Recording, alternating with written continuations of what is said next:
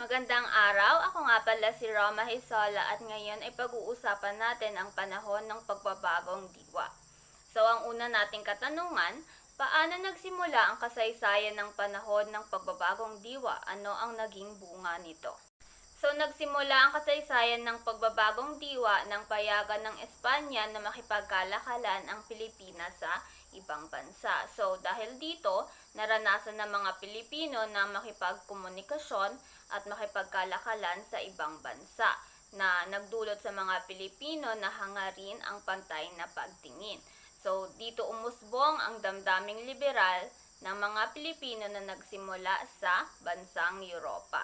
So kasabay din nito ay ang pagsibol ng himagsikan at pagbukas rin ng Suez Canal. So ang pangalawa nating katanungan, ano ang ibig sabihin ng ilustrado at ano ang antas ng pamumuhay nila sa panahon ng mga Kastila? Sino-sino ang kabilang sa mga tinawag na ilustrado noong panahon ng pagbabagong diwa? So nang umunlad ang mga bansa, sumabay din sa pag-unlad ang Pilipinas. Umunlad ang Pilipinas sa produksyon ng pagsasaka, sa pakikipag-ugnayan at kalakalan sa ibang bansa. Dulot nito, nabuo ang mga ilustrado, ang middle class. Ang ilustrado ay nangangahulugang Pilipino na nakabatid ng kaliwanagan o kalinawan. So sa madaling salita, sila yung mga tao na nakakita o nakadanas ng di pagkakapantay-pantay na pagtingin at pagtrato ng mga mananakop. Ang kasunod nating katanungan, sino si General Carlos Maria de la Torre at ano ang naging papel niya sa bansa? So si Carlos Maria de la Torre, isang gobernador general sa Pilipinas na nagpakita ng demokratikong pamamahala. So pantay-pantay ang kanyang trato sa mga Pilipino at sa mga Espanyol na nagdulot sa mga Pilipino na magkaroon ng lakas ng loob na mag-asam ng kalayaan at karapatan na sumali sa politika. Pang-apat na katanungan natin, sino si General Rafael de Izquierdo at ano ang naging papel niya sa bansa sa panahon ng kanyang pamumuno? So si Rafael de Izquierdo ay ang pumalit kay Carlos Maria de la Torre bilang gobernador general sa Pilipinas. So kabaliktaran ni Carlos Maria de la Torre, so si Rafael de Izquierdo ay mapagmataas at mahigpit ang kanyang pamamalakad. So dahil dito nagsanhi siya ng kaguluhan kung saan nag-aklas ang mga kawal sa pamumuno ni Lamadrid, isang sarhentong Pilipino na sa huli ay napaslang rin ng mga Kastila. Ang sunod nating katanungan, ano ang dahilan ng pagkakabitay ng tatlong paring martir? So ang tatlong paring martir ay sina Padre Jose Burgos, Padre Mariano Gomez at Padre Jacinto Zamora o mas kilalang Gomburza. So sila ay nahatulan ng kamatayan sa pamamagitan ng garote sa Bagong Bayan dahil napagbintangan sila na nagtataksil sa pamahalaan. So na paghinalaan sila nakasabwat sa pag-aalsa laban sa mga Espanyol. Sunod na katanungan natin, patungkol saan ang panitikan noong panahong iyon? So ang panitikan sa panahong ito ay patungkol sa pang-aabusong gobyerno, pagpapakita ng pagiging makabayan, at naglalayon rin ang mga panitikan sa panahong ito na humubog ng sariling pagkakakilanlan ang mga Pilipino. So ang mga panitikan noon ay nakasulat pa rin sa Espanyol dahil hindi nila gusto na ang Pilipinas ay maging malaya sa kahit na anong larangan or sangay. Ang kasunod naman nating katanungan ay ano ang ibig sabihin ng Indio?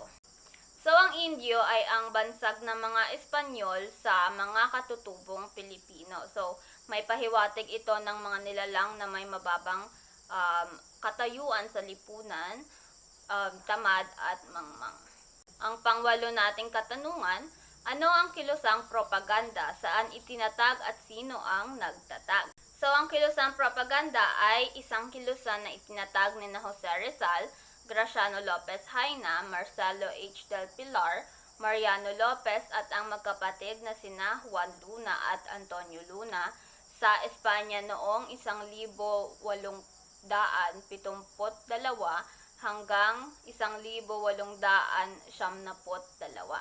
So ito ay isang patalastas na naglalayon na magbatid at makaimpluwensya sa isang lipunan patungkol sa kanilang asal. So halimbawa na lang ay mga babasahin na nagpapahiwatig ng paniniwala na makukuha ng mga taong nagbabasa nito. So ang kasunod nating katanungan ay layunin ng kilusang propaganda. So layunin ng kilusang propaganda na kilalanin ng mga Espanyol ang Pilipinas bilang bahagi ng Espanya. So nilalayon nito na magkaroon ng pantay na pagtingin ang mga Kastila sa mga Pilipino. So ang ilan pang layunin ay magkaroon ng representasyon ng Pilipinas sa korte, sekularisasyon ng mga parokya, at pagkakaroon ng sistema ng edukasyon na malaya sa Espanyol at ang pagkakaroon ng kalayaan. Ang pang-10 nating katanungan ay 3 uri ng mga taong kasapi sa kilusang propaganda. So ang 3 uri ng taong kasapi sa kilusang propaganda ay ang mga Pilipinong nag-aaral sa Espanya, mga mestizo at insulares na kilalang tunay na Kastila dahil ipinanganak sa Pilipinas, at mga taong tumakas sa Pilipinas upang umiwas sa pamamahala ng Kastila. At ang panghuli naman nating katanungan ay sino-sino ang kabilang sa mga propagandista?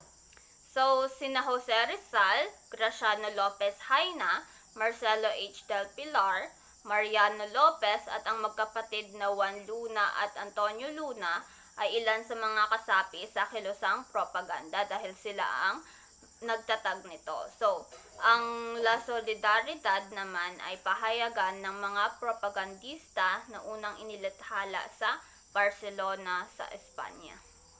So, doon nagtatapos ang ating pag-uusap tungkol sa panahon ng pagbabagong diwa. Maraming salamat sa pakikinig.